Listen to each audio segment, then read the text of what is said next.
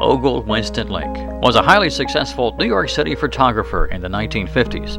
After traveling to Stanton, Virginia for an assignment for an ad agency, he had some spare time at the end of a long day, and he decided to drive to nearby Waynesboro, where he knew the tracks of America's last steam-powered railroad passed through. Link had a soft spot for steam engines ever since he was a little boy. Lionel train sets begin as low as $19.95. He knew the Norfolk and Western Railroad used some of the largest steam locomotives ever built. He knew the railroad was the last one to hold on to these steam engines. But what he found in Waynesboro astonished him in the darkness of January 20th, 1955. This was a beehive of railroad activity. The Norfolk and Western had hundreds of dedicated employees maintaining these mammoth machines that sometimes weighed just under 1 million pounds. Link watched and took notice of the Norfolk and Western passenger trains, a service filled with pride. Stately trains that featured sleeping car service, dining cars, in addition to coaches. These trains performed a U.S. mail carrying service that was second to none. Link shook his head and was amazed. This had to be documented, he told himself, before it all disappeared and the diesels would come. The next day, Link was back at the grind, shooting a series of photos to promote the sale of air conditioners. But his mind was filled with what he saw the night before. That evening, January 21st, 1955, he returned to Waynesboro with his camera, and with many flashbulbs and huge pans, he took the shot that he submitted to the Norfolk and Western of Train 2, pulled by a classy streamlined bullet-nose Class K locomotive. Winston quickly fired off a letter, asking the railroad for permission to take night photos of its steam trains. He was asking for assistance and help from train crews, and to include people in just about every shot, creating a slice of life along the tracks. He wanted to do this in the time left before the N&W goes to diesel. Very truly yours, O.Winston Link.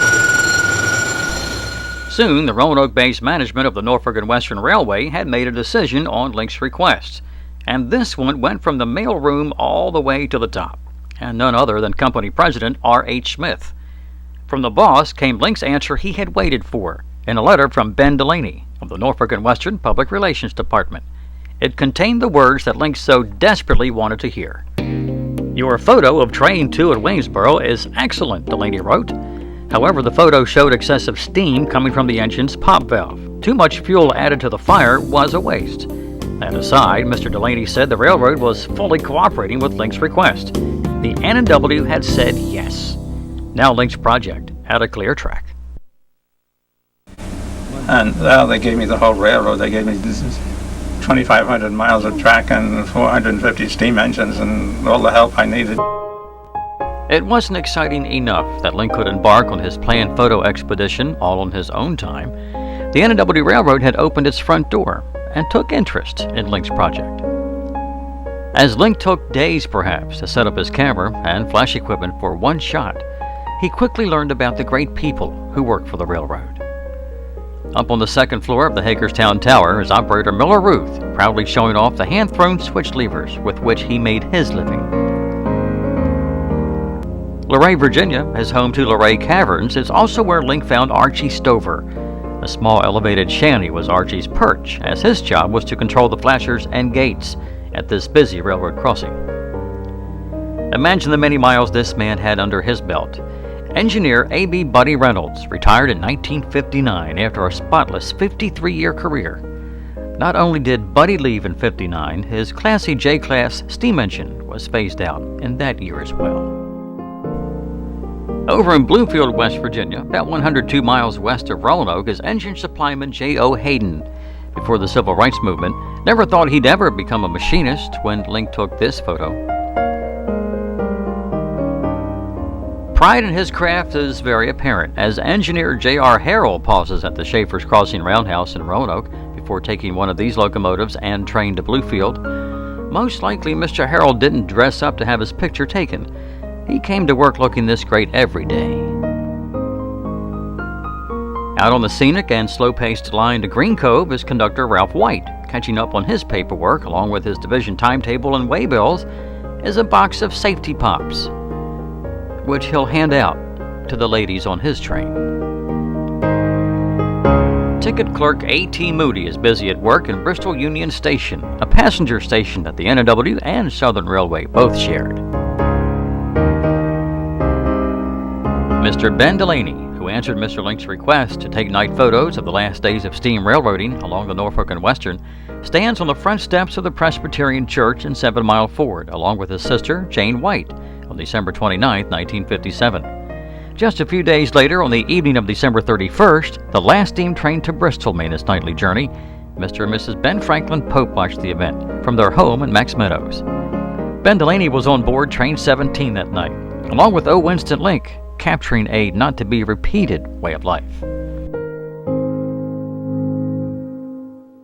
They say time flies when you're having fun. And so the 5 years that Link spent along the railroad trying to capture on film a vanishing piece of America.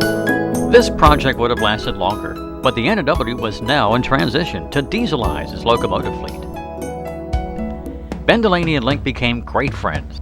As Ben kept up on where the coal-burning giants were being removed from service, Link responded and put his mind, camera, and flash bulbs to work, and eventually making sound recordings. And so in May of 1960, the last mainline railroad to use steam power brought it all to an end.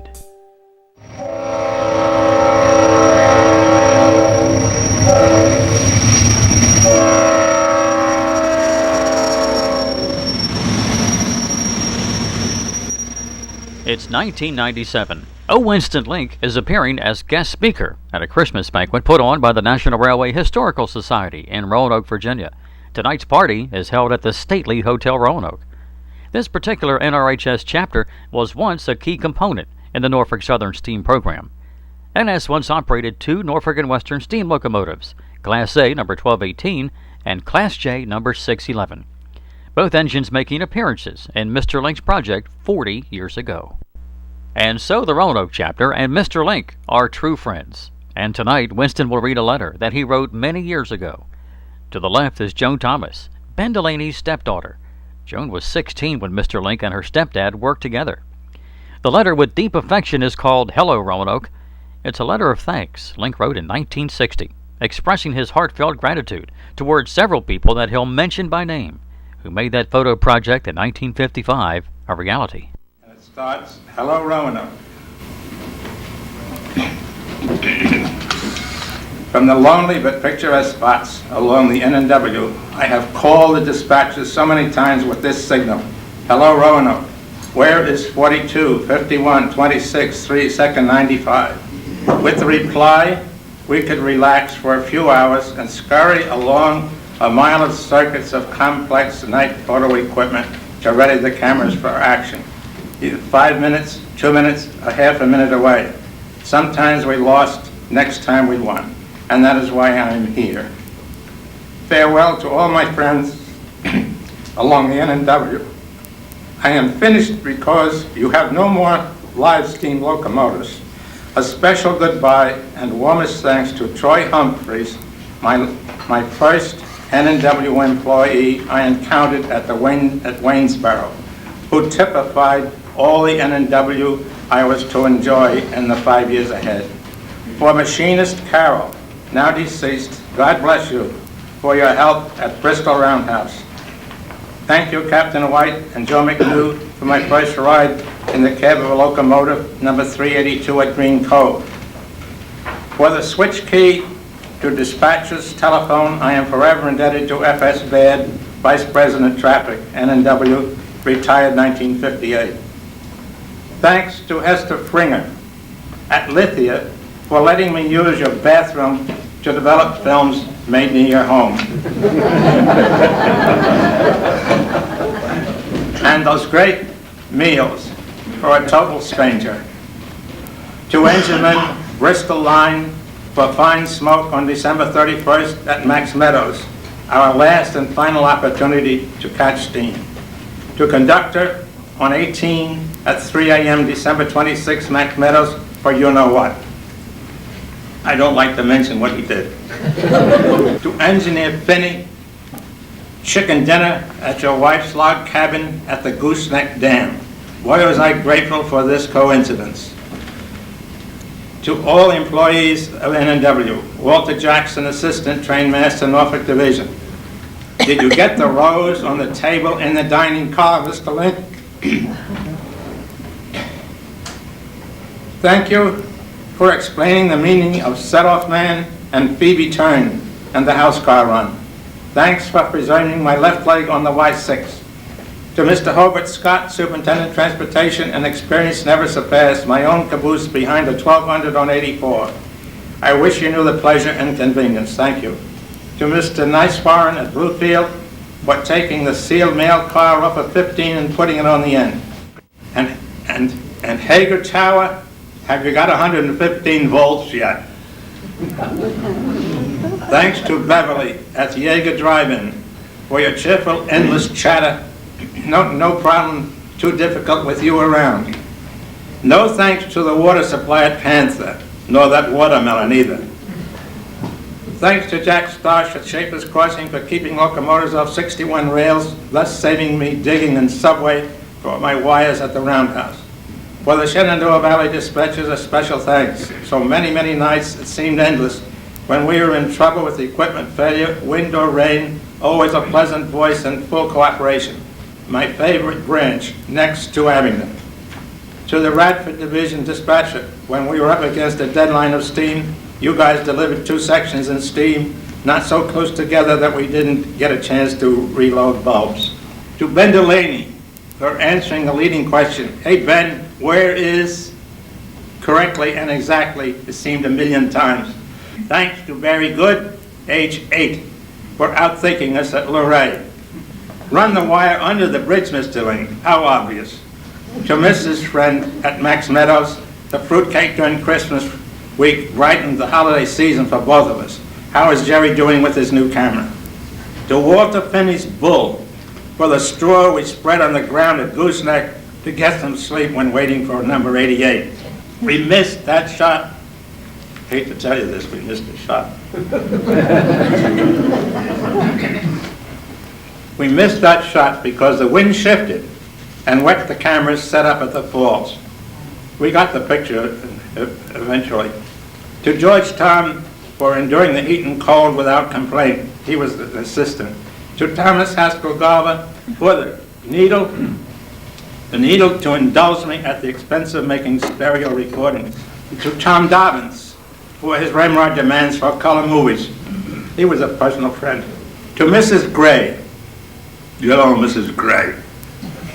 Near Blue Ridge, your expensive electricity forced me into getting an AC converter, opening up a field of recording I would not have otherwise tackled. You pulled the switch in the middle of a sequence when my hour ran out. Though you held the cards, I feel a moral victory because we had fuses with us that Sunday when you weren't home. And that's about everything in this little notebook is word for word.